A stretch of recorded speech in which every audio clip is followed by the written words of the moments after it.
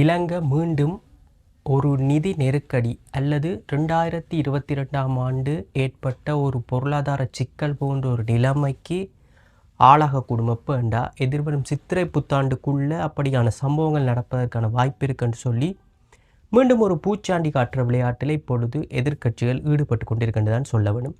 அப்படியான ஒரு கருத்தை தான் இன்று ஐக்கிய தேசிய கட்சியைச் சேர்ந்த ஹரின் பெர்னாண்டோ சொல்லியிருக்கிறார். இது தொடர்பான ஒரு சந்திப்பு அல்லது கூட்டம் ஒன்று எதிர்க்கட்சி அப்போதைய ஜனாதிபதியாக இருந்த ரணில் விக்ரமசிங்கவின் அரசியல் அலுவலகத்தில் வச்சு நடைபெற்ற ஒரு செய்தியாளர் கூட்டத்தில் அவர் இதை சொல்லியிருக்கிறார். அவர் அரசாங்கத்தை கடுமையாக சாடி வந்திருக்கிறார் என்பது மட்டும்தான் ஒரு வெளிப்படை. அது மட்டும் இல்லாமல் உங்களுக்கு தெரிஞ்சிருக்கும், இந்த ஹரின் பெர்னாண்டோ நாமல் ராஜபக்ஷவின் அந்த எதிர்ப்பார்ப்பாட்டத்தில் ஒரு மிக முக்கிய புள்ளியாக இருந்து அரசாங்கத்தை கடுமையாக எதிர்த்து வந்தார் என்பது உங்கள் எல்லாருக்கும் தெரிஞ்ச விஷயம். ஸோ இது தொடர்பாக அவர் சொல்லியிருக்கிற விஷயம் என்னவென்றால், அரசாங்கம் இப்பொழுது இந்த தித்வா புயல் மற்றும் அனர்த்தத்தால் ஏற்பட்டிருக்கிற இந்த தாக்கங்களை வெளிநாடுகளில் இருந்து கிடைக்கிற நன்கொடைகள் உதவிகளை மட்டும் வச்சு கொண்டே சமாளிக்கலாம் என்ற ரீதியிலும், மக்களுக்கு பணத்தை கொடுப்பதன் மூலம் மட்டுமே இதை சமாளித்து விடலாம் என்ற ரீதியில் யோசித்து கொண்டிருப்பதாகவும், அப்படித்தான் அவர்களுடைய செயற்பாடு இருக்கிறது என்ற ரீதியிலும், எதிர்காலத்தின் அல்லது ஒரு சஸ்டெயினபிளாக இதை எப்படி கொண்டு செல்வது என்ற ரீதியிலான ஒரு திட்டம் அவர்களுக்கு இல்லை என்ற ரீதியிலான ஒரு கருத்தை சொல்லியிருக்கிறார்.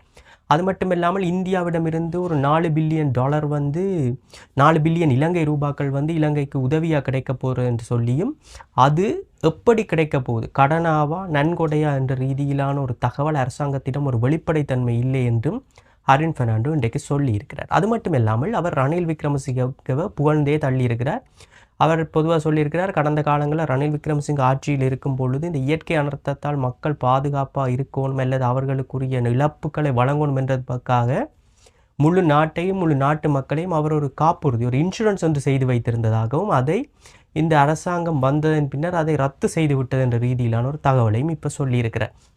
இதனால் இந்த அரசாங்கம் அதுக்கு கிடைக்கும் நன்கொடைகள் எப்படி பயன்படுத்தப்படுகிறது என்ற ரீதியிலான ஒரு வெளிப்படைத்தன்மை இல்லாமல் காணப்படுது என்று அவர் சொல்லி இன்றைய கடுமையாக குற்றச்சாட்டுகளை வச்சிருக்கிறதோடு மட்டும் இல்லாமல் ஒரு மிகப்பெரிய குண்டையும் தூக்கி போட்டுக்க. அதாவது இப்படி அரசாங்கம் செல்லுமே ஆனால் எதிர்வரும் சித்திரை புத்தாண்டுக்குள் இலங்கை மீண்டும் 2022ஆம் ஆண்டு யுகத்துக்கு சென்றுவிடும். டாலருக்கு பெறுமதி அதிகரிக்கும், மக்களுக்கான வாழ்க்கை செலவு கூடும், இன்ஃப்ளேஷன் கூடும் என்ற ரீதியிலான ஒரு பரபரப்பான செய்தியை தான் இப்பொழுது நாட்டு மக்களுக்கு சொல்லியிருக்கிறார். அரசாங்கத்துக்கு எந்த விதமான திட்டமிடல்களும் இல்லை இந்த விஷயத்தில் என்றும் அவர் கடுமையாக அரசாங்கத்தை சாடியிருக்கிறார். உங்களுக்கு தெரிஞ்சிருக்கும், ஹரின் பெர்னாண்டோ அரசாங்கத்தின் ஒரு கடும் எதிர்ப்பாளர் என்பது வெளிப்படையாக எல்லாருக்கும் தெரிஞ்ச விஷயம். ஸோ அரசாங்கம் இது தொடர்பாகவும் ஒரு கவனத்தை எடுக்க வேண்டும். அரசாங்கம் அப்படித்தான் செயற்படுகிறதா இல்லையா என்பது ஒரு வெளிப்படையாக இருக்க வேண்டும். அது மட்டும் இல்லாமல் இப்பொழுது நேற்று ஜனாதிபதி இந்த